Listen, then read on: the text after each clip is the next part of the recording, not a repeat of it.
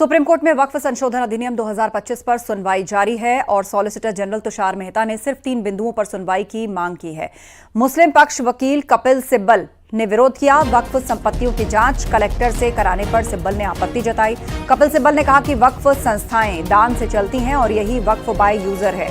तो वहीं solicitor general Tushar Mehta ने सुप्रीम कोर्ट में केंद्र सरकार का पक्ष रखते हुए कहा कि शुरुआत में 3 बिंदु तय किए गए, हमने 3 पर जवाब दिए, लेकिन पक्षकारों ने इन 3 बिंदुओं से भी अलग अलग मुद्दों का जिक्र किया। सुप्रीम कोर्ट सिर्फ 3 ही मुद्दों पर फोकस रखे। मुस्लिम पक्ष के वकील कपिल सिब्बल ने सॉलिसिटर जनरल की मांग का विरोध करते हुए कहा कि हम तो सभी मुद्दों पर दलील रखेंगे। ये संपूर्ण वक्फ संपत्ति पर कब्जा करने का मामला है। वक्फ संशोधन अधिनियम की संवैधानिक वैधता को सुप्रीम कोर्ट में चुनौती दी गई है। सुप्रीम कोर्ट में अंतरिम राहत पर चीफ जस्टिस ने टिप्पणी की और कहा कि जब तक मजबूत मामला नहीं तब तक हस्तक्षेप नहीं। याचिकाकर्ताओं को मजबूत मामला बनाने की जरूरत।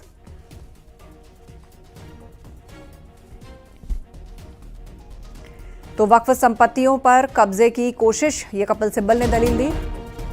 खुर्रम से सीधा इस पर अपडेट लेते हैं। खुर्रम, विस्तार से बताइए पक्ष विपक्ष दोनों की क्या दलीलें रही, और सुप्रीम कोर्ट ने एक बात तो स्पष्ट कर दी है कि केस मजबूत हो, दलीलें और सबूत मजबूत हो ताकि ये मामला आगे बढ़ पाए, उस तरह की तैयारी होनी चाहिए।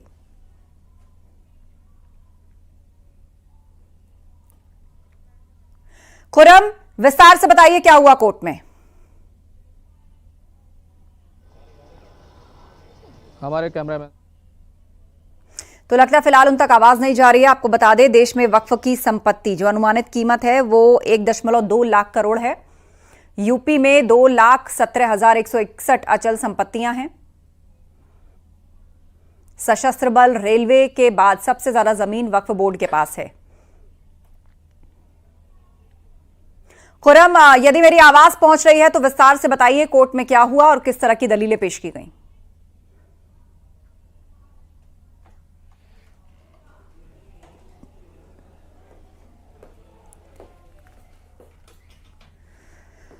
बहरहाल देश में वक्फ की संपत्ति की जानकारी, सुप्रीम कोर्ट ने साफ तौर पर कहा था कि दोनों ही पक्षों को 2-2 घंटे का समय दिया जाएगा। आज कपिल सिब्बल जो है वो अपनी दलीलें रख रहे हैं। जाहिर सी बात है कि जो तमाम